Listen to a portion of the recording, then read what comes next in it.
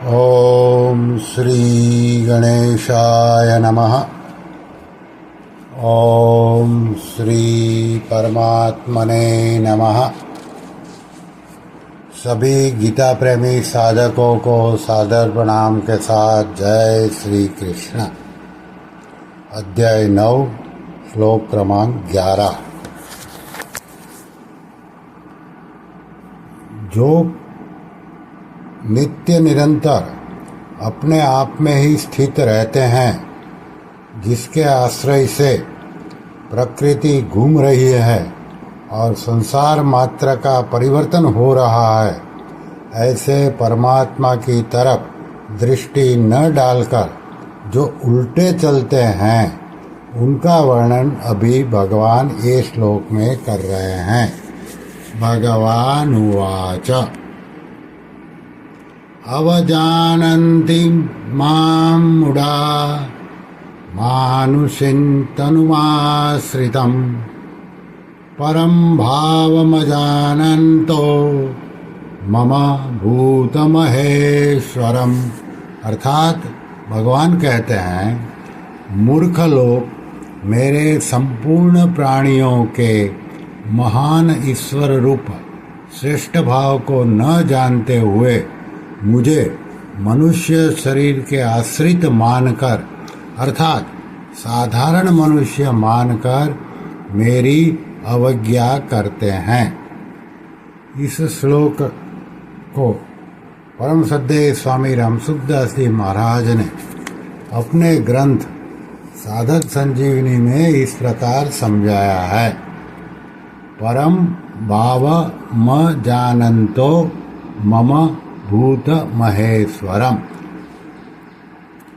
जिसकी सत्ता स्फूर्ति पाकर प्रकृति अनंत ब्रह्मांडों की रचना करती है, चर अचर स्थावर जंगम प्राणियों को पैदा करती है, जो प्रकृति और उसके कार्य मात्र का संचालक, प्रवर्तक, शासक और संरक्षक है, जिसकी इच्छा के बिना वृक्ष का पत्ता भी नहीं हिलता।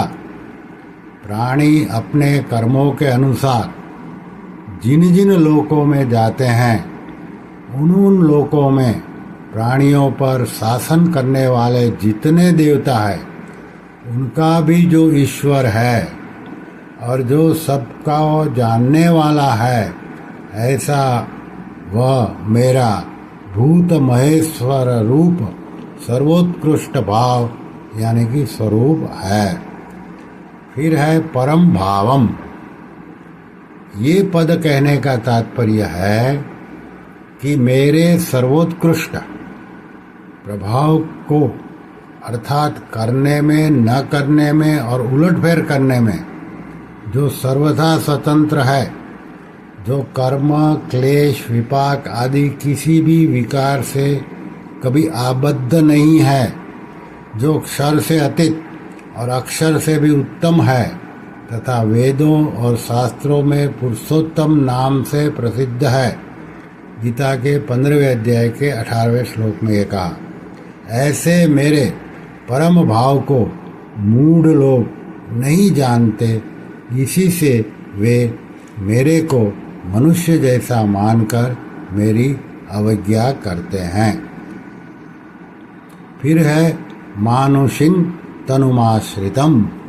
भगवान को मनुष्य मानना क्या है? जैसे साधारण मनुष्य अपने को शरीर, कुटुंब, परिवार, धन, संपत्ति, पद, अधिकार आदि के आश्रित मानते हैं, अर्थात शरीर, कुटुंब आदि की इज्जत प्रतिष्ठा को अपनी इज्जत प्रतिष्ठा मानते हैं। उन पदार्थों के मिलने से अपने को बड़ा मानते हैं और उनके न मिलने से अपने को छोटा मानते हैं। और जैसे साधारण प्राणी पहले प्रकट नहीं थे, बीच में प्रकट हो जाते हैं तथा अंत में पुनः अप्रकट हो जाते हैं। गीता के 2 अध्याय का 28वां श्लोक। ऐसे ही वे मेरे को साधारण मनुष्य मानते हैं।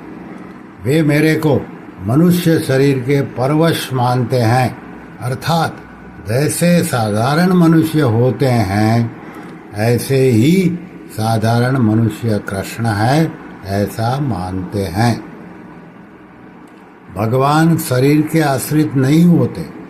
शरीर के आश्रित तो वे ही होते हैं जिनको कर्म फल भोग के लिए पूर्वकृत कर्मों के अनुसार शरीर मिलता है, परंतु भगवान का मानवीय शरीर कर्मजन्य नहीं होता। वे अपनी इच्छा से ही प्रकट होते हैं, जैसा श्रीमद् भागवत में कहा है, इच्छया तव पुष, और स्वतंत्रता पूर्वक मत्स्य कच्छप वरा आदि अवतार लेते हैं। इसलिए उनको न तो कर्मबंधन होता है और न वे शरीर के आश्रित होते हैं, प्रत्युत शरीर उनके आश्रित होता है।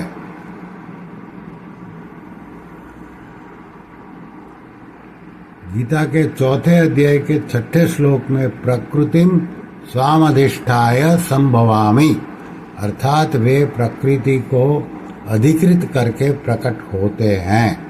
तात्पर्य यह हुआ कि सामान्य प्राणी तो प्रकृति के परवश होकर जन्म लेते हैं तथा प्रकृति के आश्रित होकर ही कर्म करते हैं, पर भगवान स्वेच्छा से स्वतंत्रता से अवतार लेते हैं और प्रकृति भी उनकी अध्यक्षता में काम करती है। मूढ़ लोग मेरे अवतार के तत्व को न जानकर मेरे को मनुष्य शरीर आश्रित मानते हैं, अर्थात उनको होना जो चाहिए मेरे शरण, और मानते हैं मेरे को मनुष्य शरीर के शरण। वो तो मेरे शरण कैसे होंगे, हो ही नहीं सकते। यही बात भगवान ने 7वें अध्याय में कही है कि बुद्धिहीन लोग मेरे अज अविनाशी परम भाव को न जानते हुए मेरे को साधारण मनुष्य मानते हैं, जैसा कि 7वें अध्याय के 24-25वें श्लोक में कहा। इसलिए वे मेरे शरण न होकर देवताओं के शरण होते हैं, जैसा कि 7वें अध्याय के 20वें श्लोक में कहा। फिर है अवजानन्ति मां मूढ़ा, जिसकी अध्यक्षता से प्रकृति अनंत ब्रह्मांड को उत्पन्न और लीन करती है, जिसकी सत्ता स्फूर्ति से संसार में सब कुछ हो रहा है और जिसने कृपा करके अपनी प्राप्ति के लिए मनुष्य शरीर दिया है, ऐसे मुझ सत्य तत्व की मूढ़ लोग अवहेलना करता है। वे मेरे को न मानकर उत्पत्ति विनाशशील पदार्थों को ही सत्य मानकर उनका संग्रह करने और भोग भोगने में ही लगे रहते हैं। यही मेरी अवज्ञा यानी कि अवहेलना करना है। श्री कृष्ण शरणम मम, श्री कृष्ण शरणम मम, श्री कृष्ण शरणम मम। ओम श्री कृष्णार्पणमस्तु।